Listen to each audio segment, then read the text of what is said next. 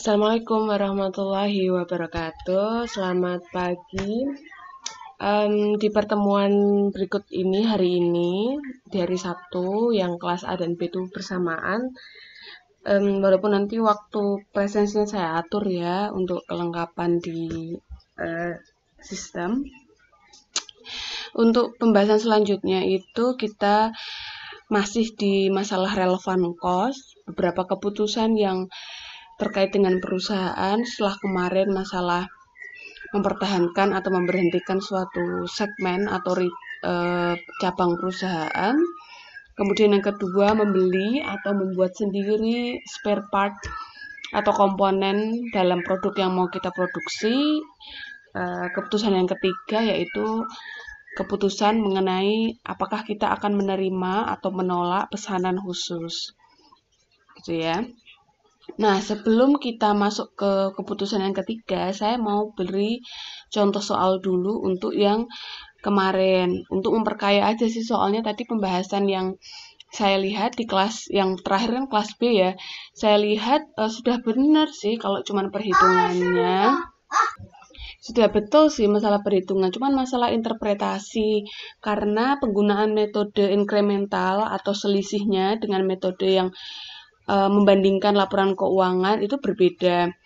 Karena kalau kita menggunakan metode incremental itu kita cuma lihat apakah dia bertambah rugi atau berkurang ruginya gitu lah. Nah, interpretasinya itu harus jelas karena tadi saya lihat masalah interpretasi itu masih bingung. Makanya silakan dilihat video yang pembahasan materi tersebut ya. Nanti kalau ada pertanyaan silahkan ditanyakan. Nah, untuk itu latihannya ada beberapa hal. Ini latihan yang pertama adalah masalah memberhentikan atau mempertahankan suatu segmen atau divisi. Nah, ini ada The Regal Cycle Company, dia memproduksi 3 tipe sepeda, Dirt, Mountain, sama Racing. Nah, yang Racing ini penjualannya paling loss sendiri, sehingga total laba perusahaan itu 32.000 didapat dari 17.000 plus 24.000 plus 9.000 minus 9.000, maka dari itu totalnya adalah 32.000. Kemudian ini dilihat ya, ini contribution marginnya, ini fixed expense-nya, ada yang kelihatannya sudah dapat ditelusur. Depresiasinya ini nanti ada keterangan di bawah. Kemudian gaji dari product line manager sama common fixed expense yang dapat dialokasikan. Nah, kita lihat manajemen ini concern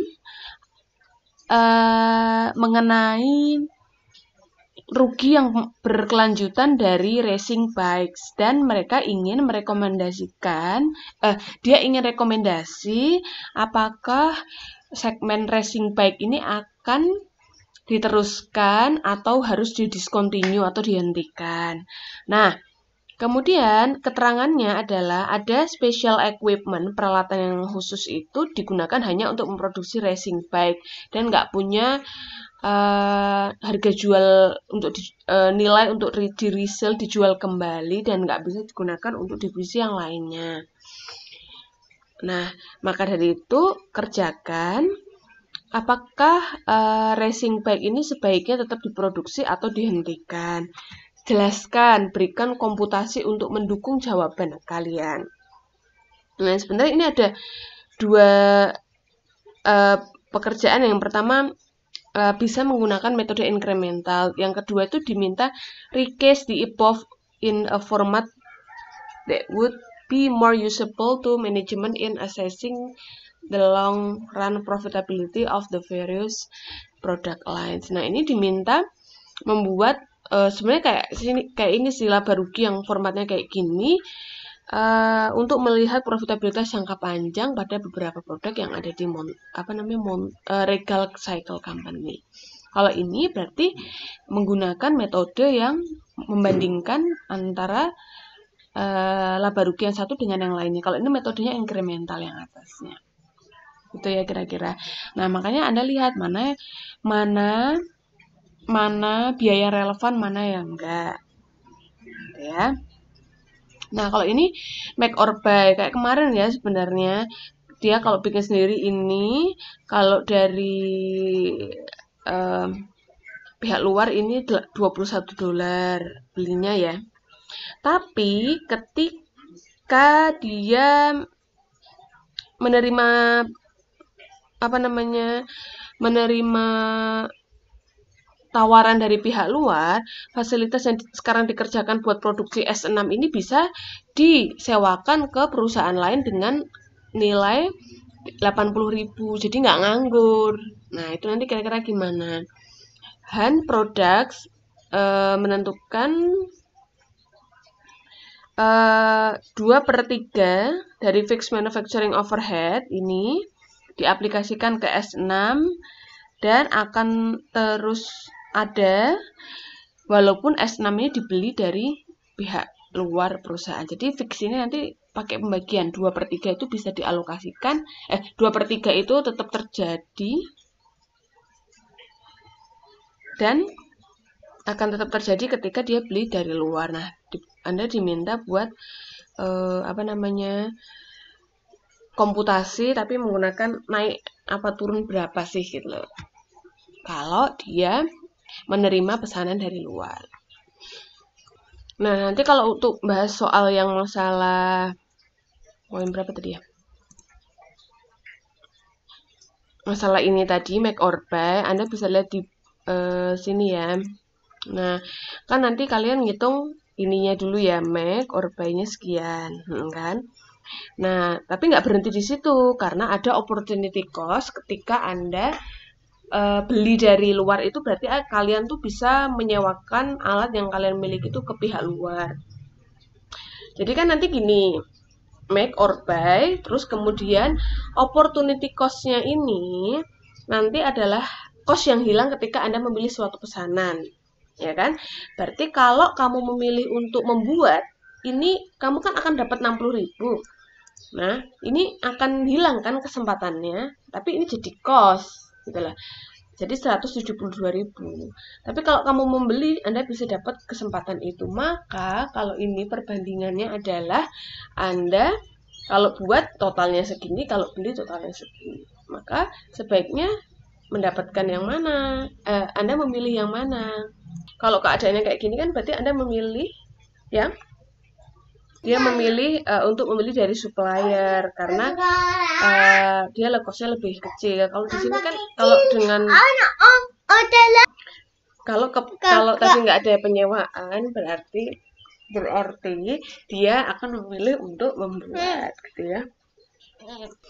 Nah, kalau yang ini latihan ketiga, Troy Engines, dia memproduksi beberapa variety engine, mesin untuk peralatan berat. Perusahaan selalu memproduksi beberapa part, salah satunya adalah karburator. Supplier dari luar menawarkan untuk tipe karburator yang diproduksi oleh Troy ini seharga $35. Untuk mengevaluasi tawaran ini, Troy Engines mengumpulkan beberapa informasi terkait dengan biaya produksi untuk karburator secara internal. Nah, ini adalah beberapa biayanya, direct materials, direct labor. Nah, yang overhead-nya ada yang variabel. Berarti kalau variabel kan bisa kendalikan kan. Kalau fix, ini ada yang traceable, ada yang allocated. Nah, kita lihat sekarang. 1/3 dari supervisory salaries, 2/3 adalah special equipment. Ini yang poin yang ke ini. Jadi yang traceable ini ada yang supervisory salary sama 2/3-nya ini special equipment. Asumsikan bahwa company ini tidak memiliki alternatif untuk disewakan gitu kayak beda sama tadi. Dia nggak punya. Jadi kalau dia beli dari luar ya udah nggak kepake mesinnya. Oke. Nah, poin yang kedua. Jika karburator ini dibeli gitu ya. Could use the fridge. Nah, kalau poin yang kedua ini asumsinya adalah kapasitas yang masih tersisa di perusahaan itu digunakan untuk produksi produk baru dan dapat menghasilkan 150.000. Jadi ini case-nya sama kayak tadi ketika dia mendapatkan opportunity cost. Nah, apakah dia harus menerima? Jadi kalau ini nggak ada opportunity cost-nya, kalau yang poin 2 ada opportunity cost-nya. Oke, silahkan dibahas, dibaca dulu, lalu nanti bisa didiskusikan dengan saya. Oke, nah kita lanjut ke poin yang selanjutnya, yaitu masalah tadi ya, keputusan menerima atau menolak pesanan khusus. Oke, nah kalau pesanan khusus ini apa? Pesanan satu kali yang tidak dianggap sebagai bagian dari bisnis normal perusahaan yang sedang berjalan. Jadi ini nggak reguler ya. Kalau reguler tuh misalnya perusahaan memproduksi barang A secara terus-menerus, tapi dia kadang-kadang mendapatkan pesanan. Misalkan kayak Sritek ya, regulernya memproduksi A, pesanannya walaupun dia mesti pesanan sih. Pesanan tuh misalkan dia join sama perusahaan apa untuk memproduksi barangnya, misalnya sama Zara gitu ya. Kan reguler kan. Memang kalau Zara bikin produk tuh Sritek misalkan. Tapi kalau pesanan khusus tuh misalkan ada korporasi PT Adikarya mau bikin seragam untuk ribuan karyawannya. Nah, itu pesan ke PT Sritek itu namanya pesanan khusus. Contohnya UNS ini mau bikin seragam batik terus pesen ke Sritek gitu ya. Nah, itu namanya pesanan khusus. Jadi nggak continuous gitu ya. Nah, ketika menganalisis pesanan khusus, maka hanya biaya dan manfaat tambahan yang relevan untuk pengambilan keputusan. Ya, jadi incrementalnya, tambahannya. Jadi akan menambah dengan pesanan itu akan menambah profit perusahaan atau tidak gitu loh. Nah, sebenarnya kalau dari pengukuran ini cuma kelihatan nilai nominalnya sih. Oh, kalau kita terima pesanannya PT Adikarya, kita tuh bakalan dapat 10 juta. Nah, ini berhenti di situ. Tapi kalau pada realnya perusahaan kira-kira terima itu apa enggak tergantung kan ngelihat materialitas ya. Bagi perusahaan itu kalau dapat return itu biasanya proporsinya dengan nilai harga jualnya. Berapa persen sih? Misalkan, oh ternyata dia dapat 50% dari harga jualnya. Dia menetapkan kalau dapat harga penjualannya tuh, labanya tuh kira-kira 50% dari penjualan. Nah, itu dia terima. Jadi nggak mesti kalau untung tuh sebenarnya dia diterima kalau di perusahaan. Pasti dilihat keuntungannya seberapa sih, marginnya seberapa. Gitu ya. Nah, terus yang selanjutnya, latar belakangnya. Manajer itu harus mengevaluasi apakah menerima pesanan khusus. Harus diterima apa enggak pesanan khusus. Jadi kalau nanti kalian bekerja di suatu instansi, jadi menerima suatu pesanan itu kita harus lihat ya. Jadi nggak semua pesanan mungkin harus diterima. Ketika perusahaan bisa milih sih, kalau dia lagi nggak bisa milih ya, kalau memang kapasitas di perusahaan saya masih longgar ya tak buat gitu ya. Oke, nah contohnya dan berapa harga yang harus dibebankan ya kalau ini. Contoh, perusahaan manufaktur candle menerima pesanan dari perusahaan pabrik produk lilin sebanyak 800. Sampai mana tadi ya? Pesanan tersebut tidak mempengaruhi produksi dan penjualan normal perusahaan. Artinya perusahaan itu masih punya sumber daya untuk memproduksi itu. Nah, berikut cost produknya udah ada. Jadi totalnya 2,3. BOP variabelnya adalah bagian dari 0,8 ini ya. 0,05 yang lain 0,75 tuh tetap. Dan tidak mempengaruhi pesanan khusus. Nah, tetap tuh artinya nggak mempengaruhi pesanan khusus karena mau diterima apa enggak itu akan tetap terjadi. Di samping itu ada tambahan biaya untuk membuat cetakan khusus sebesar 800. Jadi kalau mau terima pesanan nanti dia harus entah itu dia harus menyewa atau gimana. Jadi intinya ada peralatan tambahan yang digunakan ketika harus menerima pesanan ini dan itu cost-nya 800. Selain itu, setiap produk ada tambahan sumbu khusus sebesar 0,2. Ini tambahan ke produk ya. Perusahaan candle diminta membayar $2,95 per unit. Oke.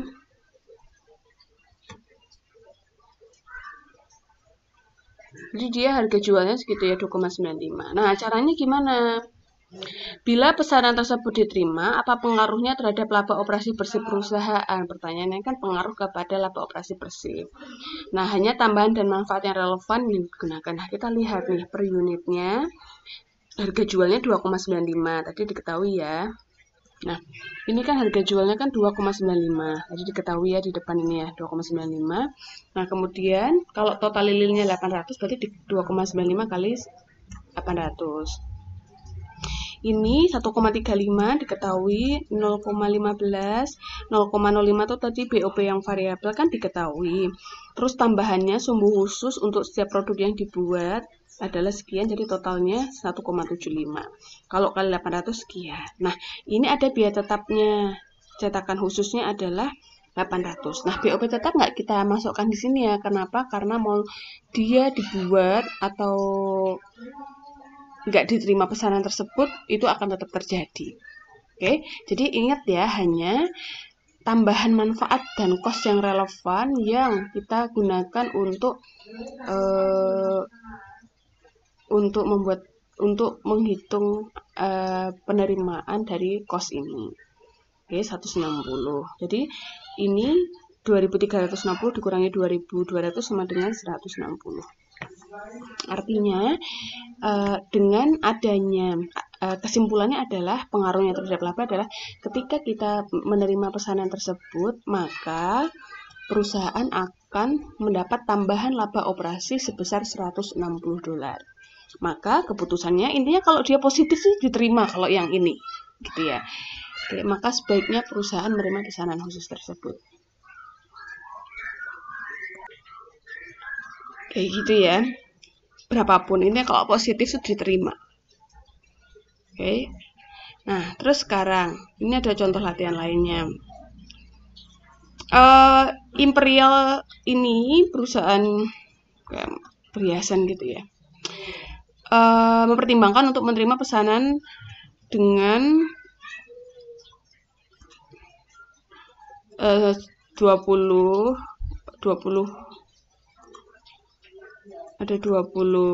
handcraft gold bracelet,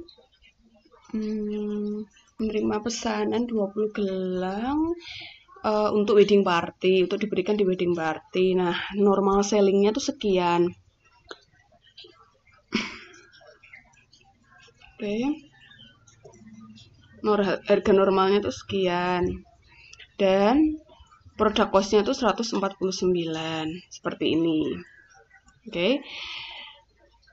Hampir semua manufacturing overhead ini 20 itu adalah fix dan tidak terpengaruh dengan adanya variasi pada yang diproduksi. Bagaimanapun $4 pada overhead variabel ini bentar. Oh, jadi dari $20 tuh ada senilai $4 yang variabel. Oke, jadi ada tambahan filigree itu apa ya?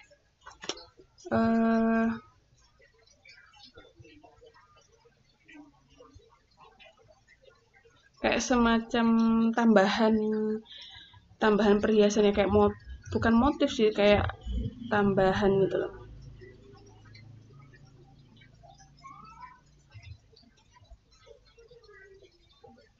Jadi kayak tambahan ukiran dalam perhiasan itu. Pesanan itu tuh akan dikenakan cost $2. Dan dia juga harus akuisisi special tools, peralatan yang khusus untuk pesanan ini $250. Dan nggak bisa digunakan untuk selanjutnya, cuman untuk pesanan itu selesai. This order jadi nggak akan berdampak ke produksi perusahaan secara normal. Dan Anda diminta apakah dampak dari diterimanya pesanan ini bagi net operating income perusahaan jika harga pesanan khusus adalah 169,95. Kalau tadi normalnya 149 ya, kalau ini segini. Oke, apakah pesanan ini harus diterima atau ditolak? Silahkan dianalisis. Oke. Nah, keputusan selanjutnya adalah keputusan menjual langsung atau memproses lanjut. Nah, kalau join cost, jadi keputusan menjual langsung atau memproses lanjut. Jadi join cost itu perusahaan yang menghasilkan beberapa produk akhir dari bahan baku yang sama atau produk bersama namanya. Join product. Jadi satu produk bisa digunakan untuk berbagai jenis produk. Itu namanya join product.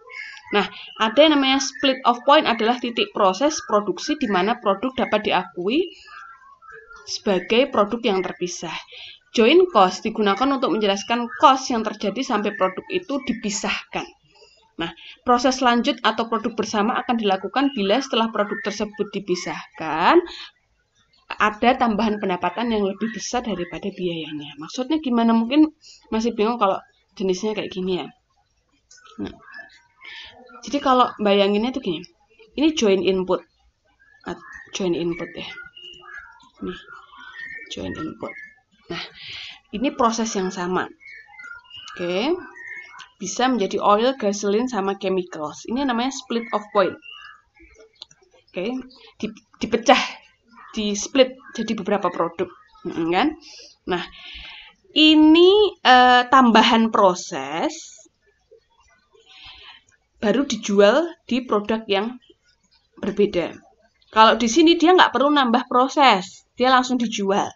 Kalau ini nambah, namanya spared product cost. Nah, kalau kayak gini mungkin bingung. Kalau contohnya mungkin saya membayangkan ini kayak apa ya, produk susu. Nah, misalkan kayak PT Ultra Jaya. Join inputnya apa? Susu. Oke, join cost gitu ya. Terus dia bisa bikin susu, kan di sini susu. Nanti susu murni, susu kemasan. Kalau susu kan langsung dijual di sini kan, final sale kan. Jadi produk susu dikemas dijual. Tapi bisa juga susu tuh jadi produk turunan lagi, yang perlu proses dulu baru dijual. Misalkan jadi keju, jadi apa tuh namanya, susu fermentasi itu, kan, yogurt gitu. Jadi itu final sale, gitu ya. Jadi join product tuh intinya bahan bakunya sama, tapi bisa jadi produk yang dijual pada split of point, dijual di sini bisa susu tadi, bisa juga dijual pada dengan tambahan proses. Nah, harapannya tambahan proses ini mempertinggi nilai harga jualnya daripada cost yang dikeluarkan untuk tambahan processing di sini. Gitu ya. Jadi perusahaan tuh kadang mempertimbangkan, enaknya tak jual gini aja, tak jual langsung, atau tak proses lagi, tak olah lagi. Nah, makanya kalau di beberapa UMKM kan sekarang kayak di misalnya untuk UMKM peternak lele gitu ya. Dia kan jualnya di sini kan, lele langsung dijual final sale di sini. Di join cost. Apa namanya di sini. Tapi bisa juga dijual lele ini bahan bakunya bisa dijual untuk produk-produk yang lainnya. Kalau lele mungkin nggak tepat karena apa ya, kurang tepat ya karena nggak ada bahan bakunya. Misalkan kain, ya produksi kain, dia mau jual polosan apa namanya, di printing lagi gitu ya, atau dijual dalam bentuk baju dan sebagainya. Jadi ada produk yang dijual pada saat split of point, ada yang perlu tambahan proses. Oke. Nah, contohnya perusahaan manufaktur JKL ini membeli gelondongan kayu untuk menghasilkan produk menjadi lumber dan scrap. Produk lumber dapat dijual langsung atau diproses lanjut menjadi produk jadi. Misalnya mebel kayu, jadi bisa dijual langsung lumbernya atau jadi mebel. Sedangkan scrap dapat dijual langsung atau diproses lebih lanjut. Misalkan scrap tuh kayak sisa ya,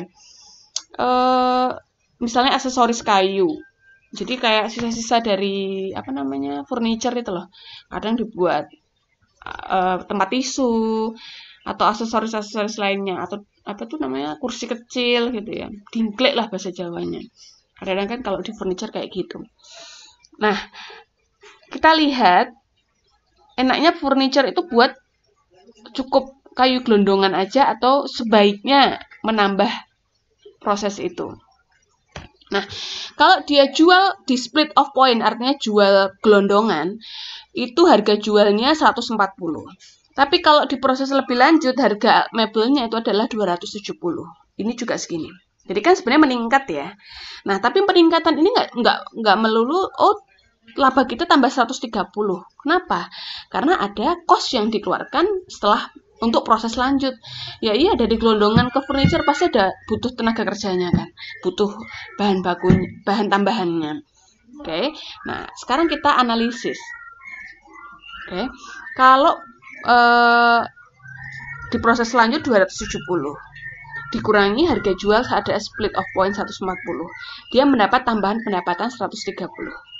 Kan 130 ini selisihnya tadi yang saya bilang, tapi proses selanjutnya 50. Artinya dengan menjual dengan diproses lebih lanjut lagi, perusahaan itu menambah laba perusahaan sebesar $80 per unitnya. Kalau scrap dia menambah $11. Nah, keputusannya gimana? Kalau memang kondisi dari finansial ya dibuat proses lebih lanjut. Kenapa? Karena akan mendapatkan laba tambahan. Oke. Tapi kalau ini jadi tambahan pendapatannya lebih rendah daripada tambahan biayanya, ya sebaiknya nggak diproses, langsung aja dijual. Nah, tapi ada beberapa alternatif yang harusnya dibuat perusahaan. Misalkan dia mempertimbangkan punya nggak sumber daya untuk membuat proses itu lebih lanjut. Dia punya investasi alatnya nanti kayak gimana, modal yang berkaitan tuh kayak gimana. Itu kalau kita melihat lebih lanjut lagi kan, karena biaya proses lanjut kan nggak cuma sekedar cost-nya aja, tapi cost itu artinya dibalik dari sumber daya yang bisa kita sediakan. Ya. Nah, ini contohnya kasus 8 menjual atau proses lebih lanjut. Ada beberapa kasus sih sebenarnya. Oh, ini yang kasus 8 di buku. Nah, kalau di buku tuh kalian jangan terjebak karena udah ada kolomnya ya. Makanya tak kasih tambahan soal buat kalian ngerjain karena nggak ada kolomnya dan kasusnya beda-beda. Yang penting tahu dulu prosesnya. Pada intinya kalau beberapa biaya relevan tuh kalau selisihnya memberi tambahan laba bagi perusahaan tuh kita terima, kita lanjutkan. Kita memilih yang lebih rendah cost-nya, gitu ya. Intinya poinnya itu. Jadi ingat ada dua hal, bisa menggunakan metode inkremental atau tambahannya aja, dan juga bisa menggunakan metode perbandingan antara laporan laba rugi perusahaan ketika memilih A atau memilih B. Nah, kira-kira gitu. Mungkin untuk hari ini pahami dulu materinya. Terus hari ini itu bahas kelas A ya, bahas yang minggu kemarin yang belum kalian kerjakan. Yang sudah kalian kerjakan tapi belum saya kasih pembahasannya. Nah, hari ini adalah pengerjaan latihan 1 dan latihan 2. Latihan 3 mungkin buat kalian, kalau silahkan kalian kerjakan sendiri tapi nggak usah dikumpulkan. Latihan 1 dan 2 aja. Kalau silahkan, kalau ada yang mau bertanya ini nanti bisa kita diskusi. Nah, berarti deadline-nya Senin ya. Nanti hari Senin bahas materi tersebut, ininya kayak gimana, pengerjaannya kayak gimana, pembahasannya. Oke. Gitu ya. Terus nanti kalau yang kasus berapa ini tadi, 7 dan 8 pertemuan selanjutnya, kalau kelas A nanti hari apa dan kelas B hari apa nanti kita diskusikan lagi ya, biar karena ini materi mata kuliah praktik jadi agak numpuk-numpuk ya presensinya. Oke, kira-kira gitu dulu. Terima kasih. Wassalamualaikum warahmatullahi wabarakatuh. Semangat.